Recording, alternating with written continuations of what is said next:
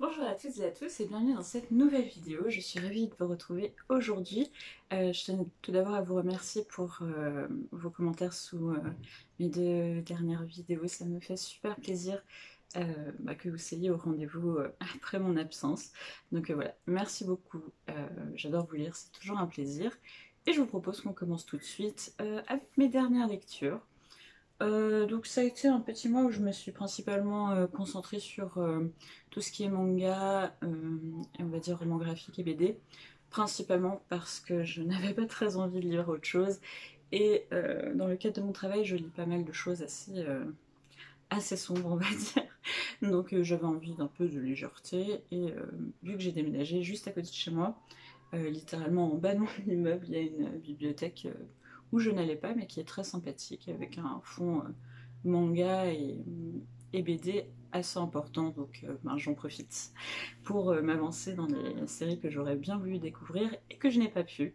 Du coup, on commence tout de suite. Donc cette vidéo, ce sera vraiment focus sur les différents mangas que j'ai lus, et la prochaine sera principalement sur les romans. Comme ça, voilà. Je vous propose qu'on fasse comme ça. Donc je vous propose qu'on commence tout de suite avec la première série que j'ai lue.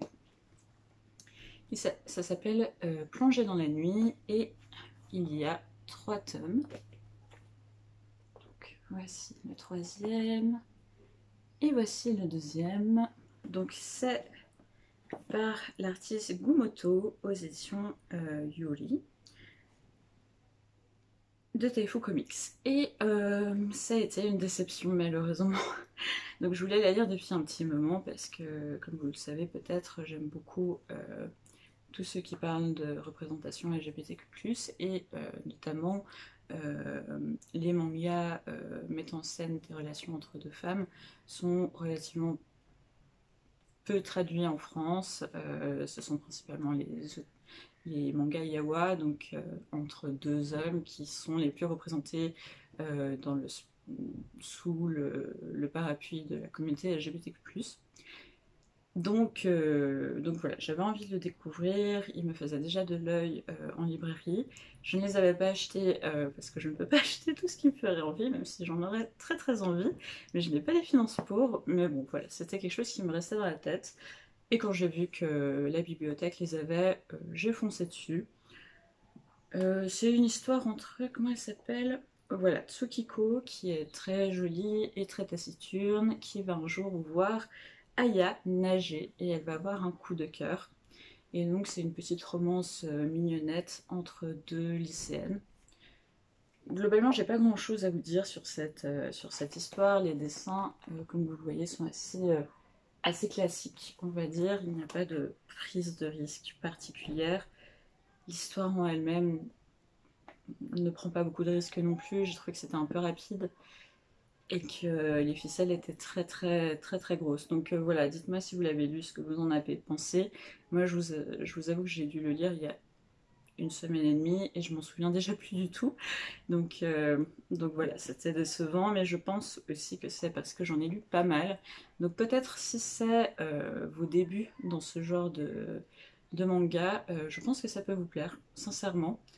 Mais je pense que je n'étais pas la cible, ou peut-être que je suis trop vieille aussi, c'est possible, c'est très très possible. Donc voilà, malheureusement, petite déception.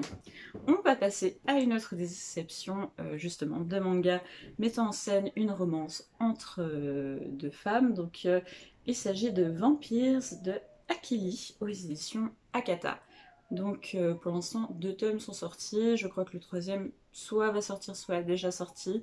Toujours est-il, je ne l'ai pas trouvé en bibliothèque, et donc ça, j'ai foncé dessus. Ce que j'aime bien faire, et ce que je vous conseille, mais ça c'est uniquement si vous avez, on va dire, le matériel pour, c'est que moi je regarde un peu tous les matins en prenant mon bus, je regarde les nouveautés du catalogue des différentes bibliothèques où je vais régulièrement, ce qui me permet de sauter entre guillemets sur les nouveautés qui m'intéressent, parce qu'en particulier les mangas, autrement vous ne les avez jamais. Ou alors vous devez les réserver, mais bon, les réservations, en tout cas dans ma région, sont limitées, donc bon, c'est toute une bataille. Je me rappelle notamment, j'avais voulu lire les Spy X Family, je vous avais présenté le premier tome, et au moment où j'ai emprunté ce premier tome, il y avait tous les tomes de la série à ce moment-là sortis en rayon de la bibliothèque. Et je m'étais dit, vu que j'ai pris le premier tome, personne ne va prendre la suite, donc je vais pouvoir les emprunter par la suite. Et depuis, je ne les ai plus jamais retrouvés. Donc voilà, là, je les ai réservés, mais ils ne sont pas tous empruntés par les mêmes personnes. Donc pour l'instant, j'ai le tome 7 et 8, mais je n'ai pas ceux avant. Donc voilà, c'est un peu compliqué. Et encore une fois, vous avez une liste limitée de livres que vous pouvez réserver. Et selon les ouvrages, il y a une liste très très longue. Par exemple, pour les Spy X Family, je ne suis pas du tout la seule à les attendre. Donc ça rallonge encore, mais vous pouvez plonger vos livres qu'un certain nombre de fois. Donc bon, bref, c'est assez compliqué. Donc ce que je fais, ce que je vous conseille, c'est de regarder un peu tous les jours ce qui pourrait vous intéresser. Ça vous permet aussi d'avoir une bonne idée du catalogue qu'offrent vos bibliothèques et médiathèques. Je vous avoue que c'est assez pratique, surtout si, comme moi, vous n'aimez pas forcément vous balader dans les rayons pendant très longtemps, ce qui est un peu un comble quand on sait que je suis bibliothécaire dans la vie, mais toujours est-il que ça peut vraiment aider, et j'aime bien faire ça. Ça me permet aussi d'éviter des achats inconsidérés, dans le sens où, vu que les politiques bibliothécaires, en tout cas dans la région où je suis, en fait, incite les bibliothèques à tout de suite mettre sur leur rayon les ouvrages qui viennent de sortir, je vois assez vite qu'est-ce qui va être mis en rayon et qu'est-ce qui ne va pas l'être, et donc de faire mes achats en fonction. Donc c'est un gain de temps, un gain d'énergie, bon bref, je vous encourage fortement à le faire. Toujours est-il que j'avais vu passer les 2 premiers tomes de Vampires, donc de Akili aux éditions Akata, et on nous dit que c'est un mélange d'action, de romance et de vampire. Donc de quoi ça parle? Ça parle de Ishika qui, le jour des funérailles de sa grand-mère, rencontre une personne très mystérieuse qui s'appelle Aria, et en fait Aria est une vampire et va s'installer une sorte de relation, enfin pas une sorte, une relation lesbienne entre les deux. Mon problème premier avec Vampires, vous allez me dire que c'est un sujet récurrent sur ma chaîne, mais c'est quelque chose qui me tient à cœur, c'est que j'ai appris à la fin du tome 2 qu'en fait, Ishika avait 14 ans. Et c'est problématique. Leur uniforme aurait dû me mettre la puce à l'oreille, parce que si vous connaissez un peu les mangas, c'est un uniforme de collégienne et pas de lycéenne. Mais je n'aurais pas pensé en fait que ça aurait été le cas. Pour l'instant, mon expérience avec les éditions Akata, c'est des traductions justement de pas mal de représentativité, que ce soit du point de vue LGBTQ+, mais aussi par exemple de relations monoparentales ou homoparentales. Enfin bref, il y a un large prisme de choses qui sont représentées. C'est ce que j'aime beaucoup chez eux. Et pour l'instant, ce que j'ai lu d'eux n'était pas du tout problématique d'un point de vue éthique, on va dire. Et là, quand j'ai su qu'elle avait 14 ans, ça m'a vraiment... ça m'a un peu glacée, parce que juste avant d'apprendre qu'elle a 14 ans, vous voyez à un moment donné sa poitrine, on va dire dénudée, et leur relation est assez sensualisée en fait. Ça pourrait être une très mignonne histoire entre 2 collégiennes, c'est pas ça le souci. Le souci, c'est que leur relation est sexualisée, qu'elle a 14 ans, et je rappelle qu'en France c'est interdit. Voilà, parce que disons que même si cette vampire a l'air d'avoir 14 ans aussi, elle est censée avoir plusieurs centaines d'années. Donc nous sommes clairement sur une relation pénale, si les vampires existaient, mais vous voyez ce que je veux dire. Bref, c'était très gênant. Les dessins sont intéressants, ils sont un peu différents de ce qu'on pourrait trouver habituellement, donc ça c'était sympa.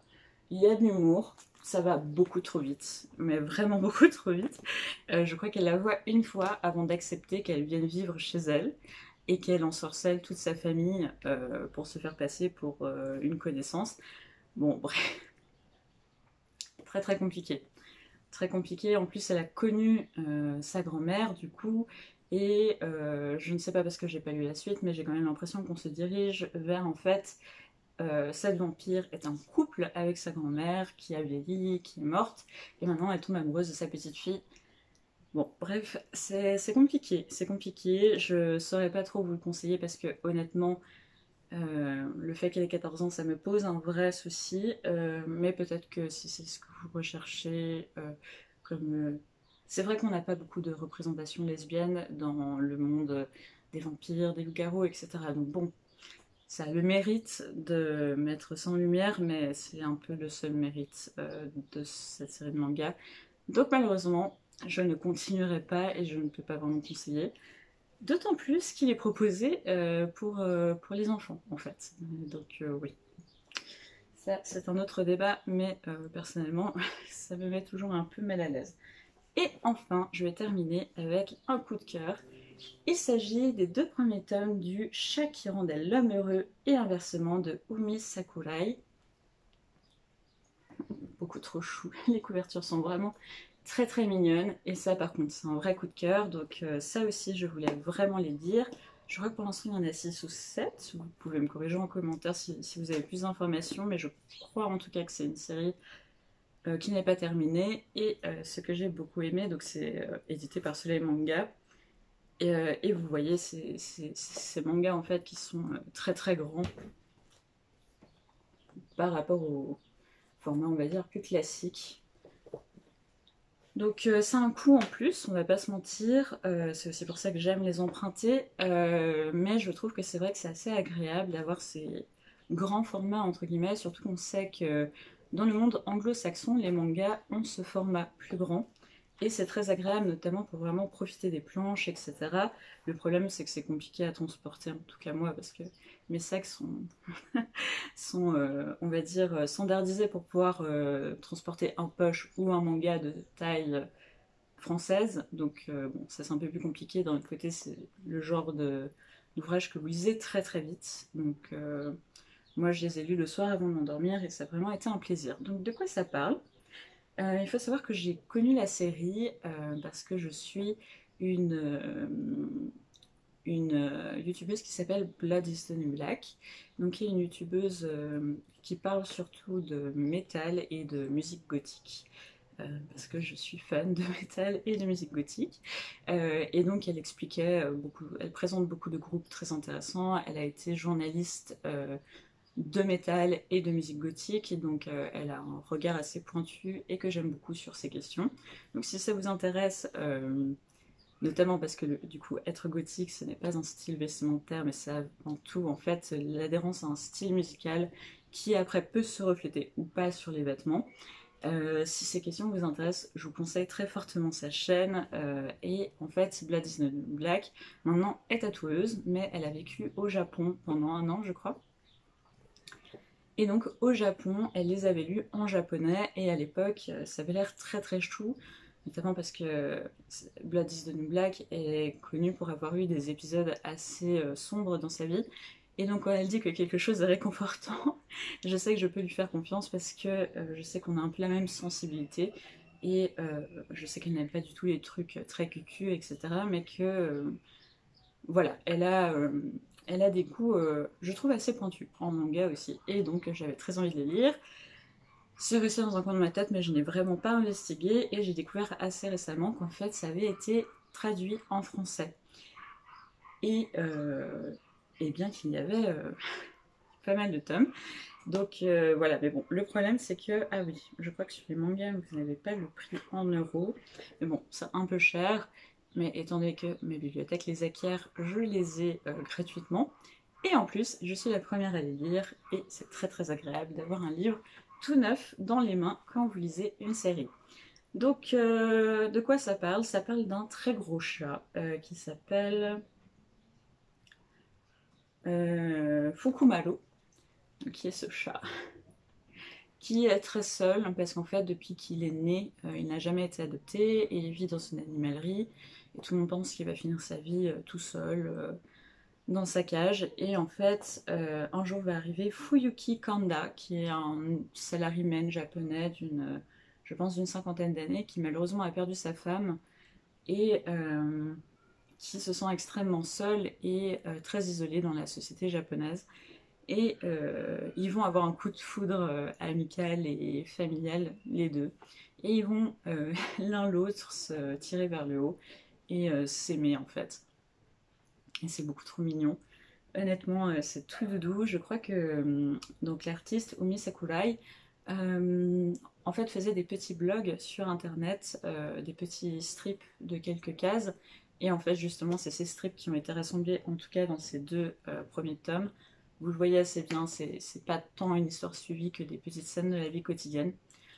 Toutefois, je ne sais pas si ça continue comme ça, je me suis pas assez renseignée, mais pour l'instant j'aime beaucoup. C'est vraiment quelque chose de très doudou que je lis quand je n'ai pas l'énergie de lire autre chose ou que j'ai envie de quelque chose de très doux. C'est adorable.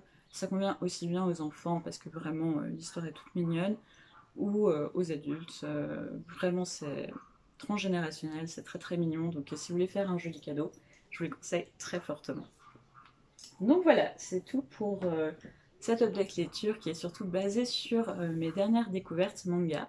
J'espère que cette vidéo vous aura plu. N'hésitez pas à me dire ce que vous avez découvert récemment en manga parce que je vous avoue que ces derniers temps, c'est un peu des déceptions et je ne me suis attirée que par des mangas qui parlent de chats. Donc j'ai lu cela, j'ai aussi lu Mon chat est encore tout déprimé. Enfin voilà, je suis un peu dans ma période manga sur les chats, ce qui est assez drôle parce que je suis allergique aux chats, donc je ne peux pas en posséder. Donc c'est peut-être mon moi extrêmement frustré intérieur qui parle, mais toujours est-il que c'est très mignon. Mais à part ça, tout ce qui est les styles que j'aime habituellement, donc la fantasy, les représentations LGBTQ+, etc., ben, honnêtement, je suis très déçue. Donc n'hésitez pas à me donner vos recommandations, j'y prendrai avec plaisir. Parce que j'ai envie de découvrir de nouvelles choses et je dois vous avouer qu'en ce moment, quand je me balade dans des librairies spécialisées dans le manga, il n'y a pas grand chose qui me fait très très envie malheureusement. Donc voilà, n'hésitez pas à vous abonner si ce n'est pas déjà fait, à activer la petite cloche pour suivre toutes mes prochaines vidéos. J'essaie de vous en publier une fois par semaine, une fois toutes les 2 semaines, en général le dimanche. Et n'hésitez pas aussi à me suivre sur Instagram, donc c'est le même pseudo que sur ma chaîne, Page et Murmure. J'aime beaucoup discuter avec vous aussi sur Instagram, même si j'ai pas encore le rythme pour poster régulièrement. Mais bon, je pense toujours que c'est mieux de ne pas non plus poster pour poster et je vous tourne des vidéos où je vous fais des posts Instagram quand j'ai vraiment envie de partager. Et voilà, c'est ma manière de faire. Mais en tout cas, je me réjouis beaucoup de vous lire en commentaire et je vous dis à bientôt. Ciao!